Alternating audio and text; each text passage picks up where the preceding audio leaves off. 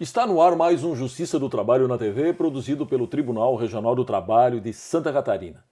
O processo constituinte de 88 é considerado um dos momentos mais democráticos vividos pelo povo brasileiro. Em vigência há 24 anos, a Constituição vem sofrendo ao longo do tempo diversas modificações. Mas será que a sua essência permanece a mesma? Para falar sobre as reformas ocorridas desde a sua promulgação e o Estado Democrático de Direito, está conosco o advogado e professor Adriano Pilati. Ele foi assessor parlamentar da Câmara dos Deputados na Assembleia Nacional Constituinte.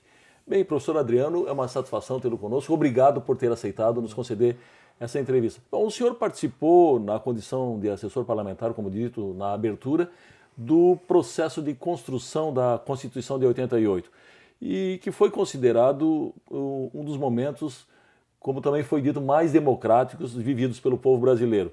Eu gostaria que o senhor contasse sobre essa sua participação e como que uma sociedade conservadora, com políticos também que espelhavam essa condição lá no Congresso Nacional, como disso tudo foi possível nascer uma Constituição progressista.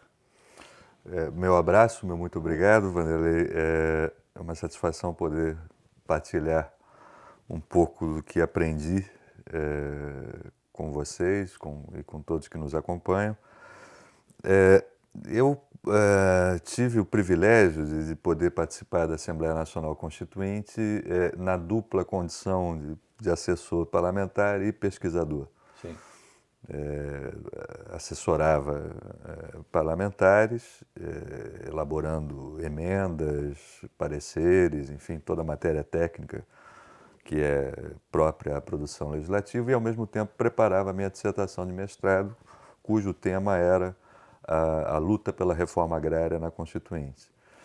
E isso me permitiu ser uma espécie de observador muito atento de tudo aquilo que acontecia. E privilegiado. E privilegiadíssimo. Conheci lá grandes figuras do direito brasileiro, sobretudo o professor José Afonso da Silva, que era o assessor constitucional do líder Mário Covas, que era o líder da maioria, e que é, por assim dizer, com toda a honra e com todo o merecimento, o autor intelectual dos grandes avanços que a Constituição trouxe.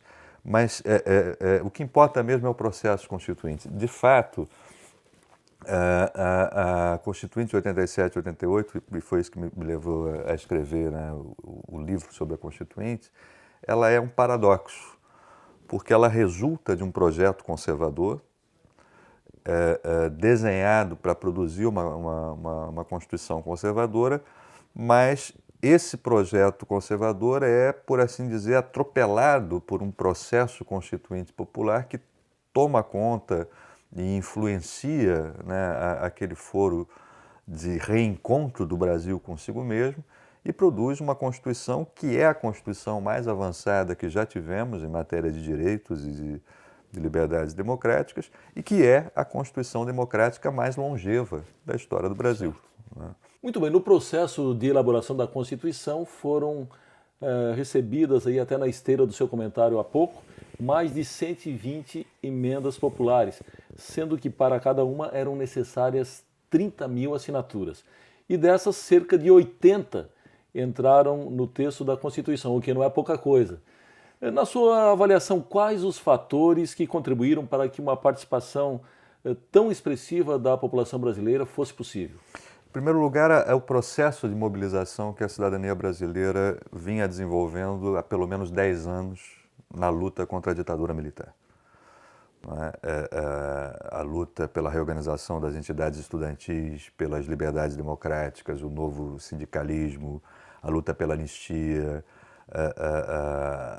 a expressão política do descontentamento através do apoio ao MDB, que era o partido de oposição, e, sobretudo, a campanha das diretas. Eu costumo dizer que a participação popular na Constituinte de 87 e 88, assim como a própria Constituinte, são filhas legítimas da campanha das diretas. Eu acho que aquele foi o grande divisor de águas em que a sociedade brasileira, pacificamente, num momento, né, belíssimo da história da cidadania do Brasil, questionou os fundamentos do poder e conseguiu, não como queria, abrir caminho, não é, para a construção da democracia. A luta pela Constituinte, a rigor, formalmente começa já em 77, quando os juristas lançam a Carta aos Brasileiros, que pedia, né, Estado de Direito já e a convocação de uma Constituinte legítima. Foi uma luta que maturou 10 anos. Ela foi, num primeiro momento, ultrapassada por um projeto de Congresso Constituinte, que o presidente Sarney conseguiu impor.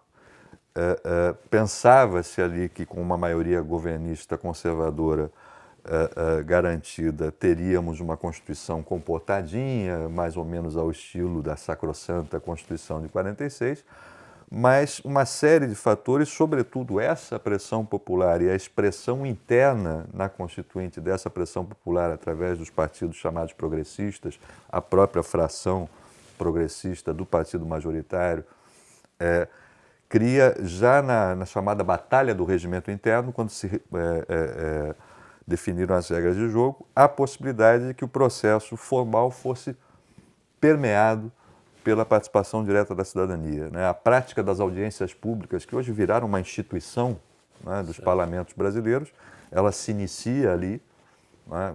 Para cada tema discutido, era preciso realizar um número mínimo de audiências públicas. Então, se o tema era reforma agrária, precisava chamar os sem terra, os latifundiários, todos os setores interessados, a possibilidade das emendas populares, a pressão direta com a presença, né, dos movimentos sociais dentro do Congresso, em torno do Congresso, durante todo o processo constituinte. Então, houve a organização do plenário popular pró-participação na Constituinte, o Chico Witter, que é um grande cidadão brasileiro, que depois liderou outros projetos de iniciativa popular que resultaram em melhorias para instituições brasileiras, coordenava esse processo. Então, deu-se aquele milagre, que é uma coisa muito pouco encontrada nas constituintes de outras nações democráticas. Quer dizer, cento e tantas emendas populares, acho que reuniram 30 mil assinaturas, porque se a gente contar as que não reuniram 30 mil assinaturas, o número é muito maior.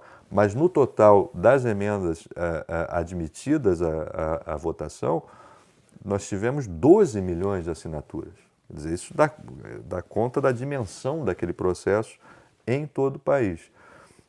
Cada emenda podia ser defendida por um cidadão sem mandato indicado pelos signatários. Quebrou-se o monopólio da fala dentro do parlamento. Né?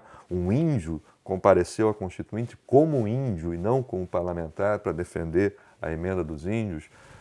Pela primeira vez na história do país, um homossexual representando, né, os interesses dos homossexuais assumiu a tribuna da Constituinte para defender os direitos dessa minoria.